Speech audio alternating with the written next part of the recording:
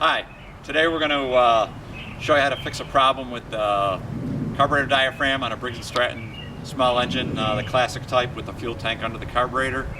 And typical symptoms of a problem with that are you prime it and it'll run on the prime and then the engine will quit. And I'll demonstrate that on this motor right here because that does have the problem. Give it a few primes.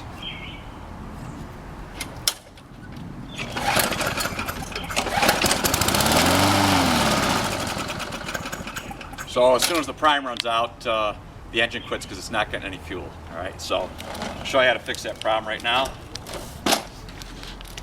And tools you're going to need are a 1/4-inch socket. I'm going to be using these driver drills just to speed the process up, but you can just use a regular socket set. 1/4-inch socket to take off this top cap. There's a bolt here, the 1/2-inch hex head on it that holds the carburetor on, fuel tank on, and then there's 3/8 inch bolt here that we'll need to take off as well. And then you need a number 2 Phillips head for separating the carburetor from the fuel tank, and a large flathead screwdriver for removing the air cleaner. And then I got a small screwdriver here in case we need to clean out any debris, and some paper towels and Q-tips. Also a small set of needle nose pliers to remove the spring for the governor.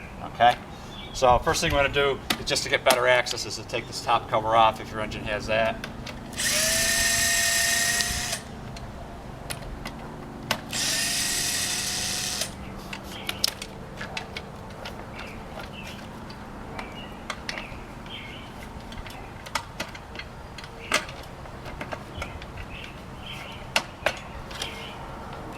There's a clip up front here, which you got to disengage to get that off as well.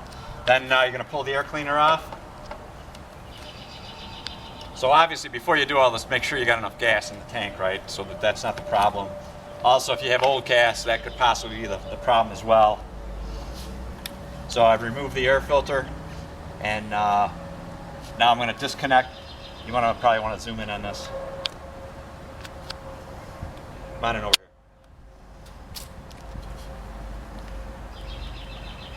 You've got the spring right here, which is pulls it to fast, and then once your engine hits 3,600 RPM, the governor will bring it back and keep it running at 3,600. So you're going to need to disconnect that spring from this bracket right here with the needle nose, and then we're going to take the 1/2-inch socket, remove the side bolt that holds the fuel tank onto the engine.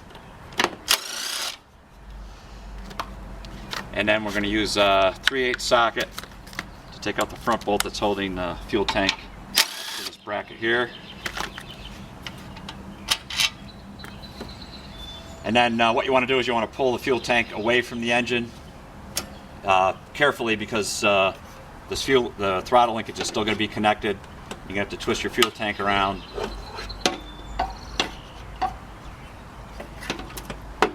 So that disconnects.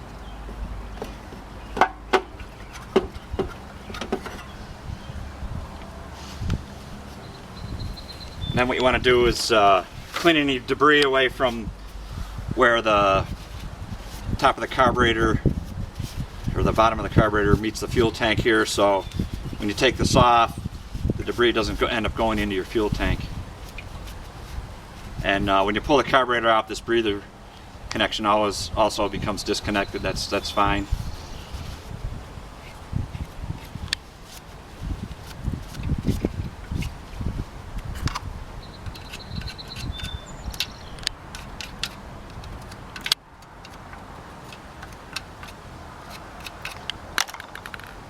Doing kind of an abbreviated cleaning here, just so the video doesn't go on forever. And take your number 2 Phillips head, and there's 5 screws here.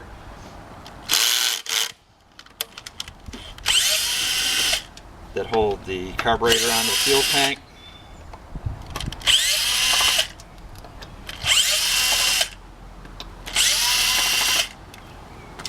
Want to loosen all those up, break your carburetor free.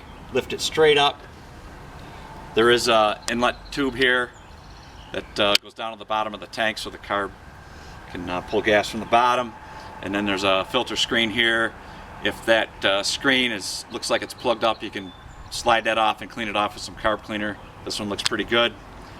Right here is the part that we're going to be changing, the carburetor diaphragm.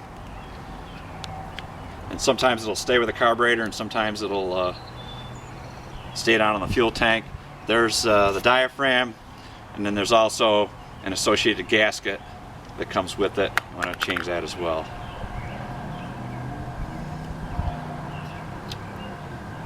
So make sure when you put these parts back together that you put the gasket onto the carburetor first.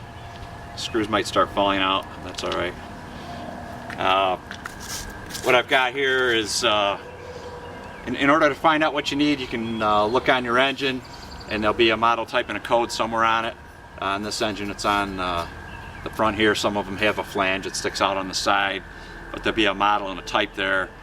And I'd recommend you go on partstree.com. You can click on Briggs and Stratton engines, and then you can put in your model number and your type, and it'll give you an illustrated parts diagram, and it'll tell you what your number is.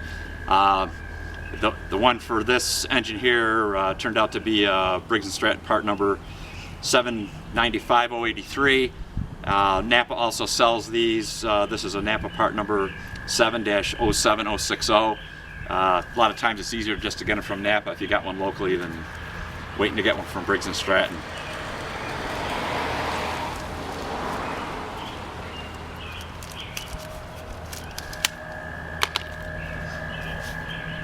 So another thing is you want to look down in your fuel tank here, and right in this area below where the screen is, there's a little well there. It's got some gas in it, you can see. And a lot of times there'll be debris that collects in there. So what I like to do is just get a paper towel and a small screwdriver, dry that gas out of there, and there's a bunch of debris in here. You can see that, which that screen is caught and it's falling down into the well here. But I like to clean that out as well as possible. The other thing you can do is you can spray this with carb cleaner and get rid of it that way. This tank's got quite a bit of gas in it, so I don't want to tilt it around too much with that carb cleaner and that. And then we get the bulk of that with that screwdriver, and then I'll just take a Q-tip and kind of spin it around down in there. There's some smaller sections in there. Try to get as much of that debris out as possible. And make sure you don't leave any debris in from the Q-tip or the paper toweling. So then you take your carburetor, get your new gasket. You always put the gasket on first.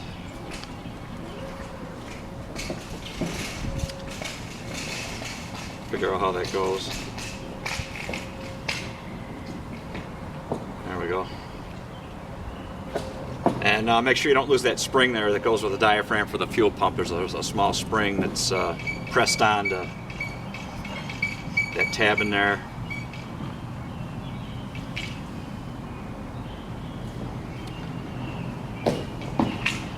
And put your diaphragm in after your gasket. What I like to do is put a couple screws in there in opposite corners and make sure those parts stay aligned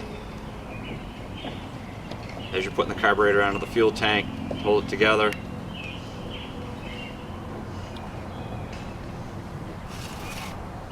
And then drop that back down in there.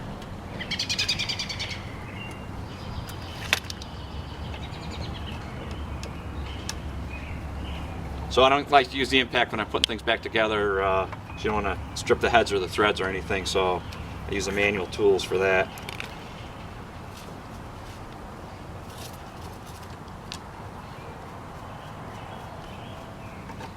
Get a couple snugged in and then put the rest in. It's kind of like lug nuts on a car. You don't want to tighten any of them way up. You want to go around and do them in sequence.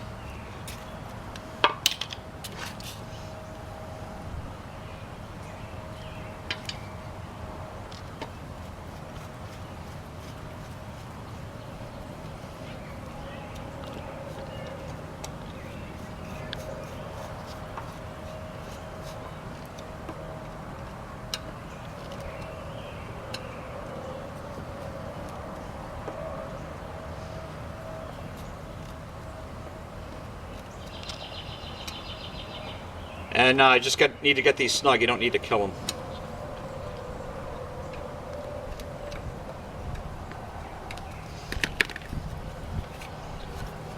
Now, the way the carburetor fits onto this intake pipe here, there's no ring in here.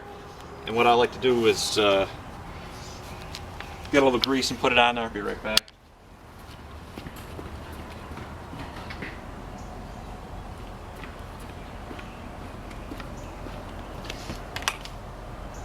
So I'm just putting a little lithium grease around this O-ring so that it slides on easier and helps to make a little better seal.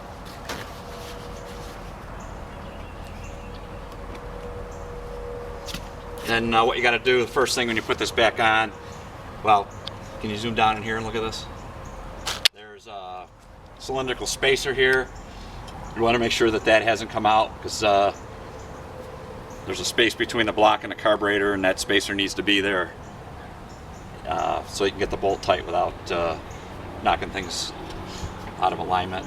And then what you're going to do is you're going to tilt your carburetor around and hook that throttle linkage back up to the governor.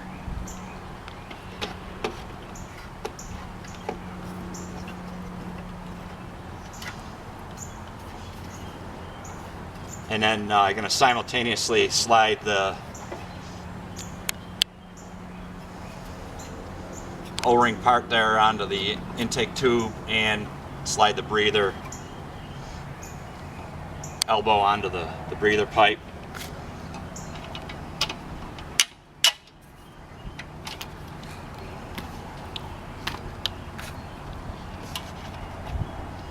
Put your 2 bolts back in.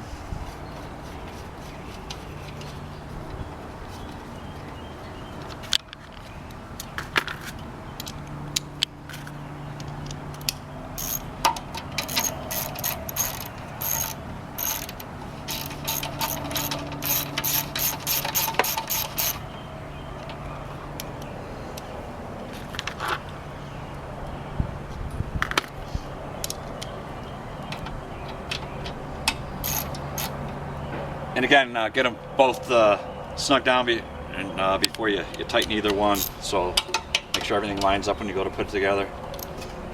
Check the throttle, make sure that's linkage is working okay. And then the spring came out, but I'll just put it back on there.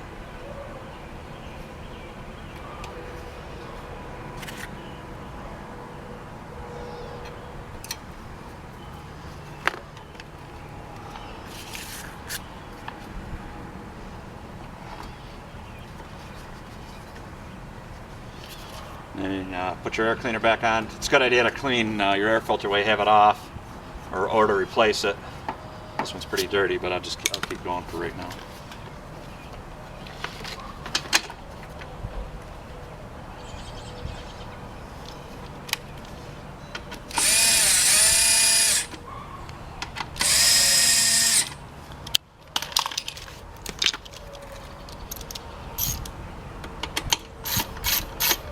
These up by hand.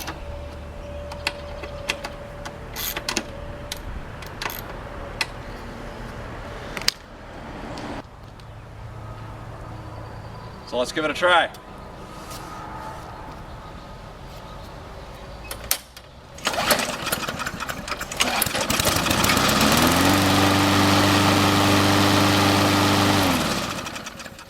And there you have it. Thanks for watching.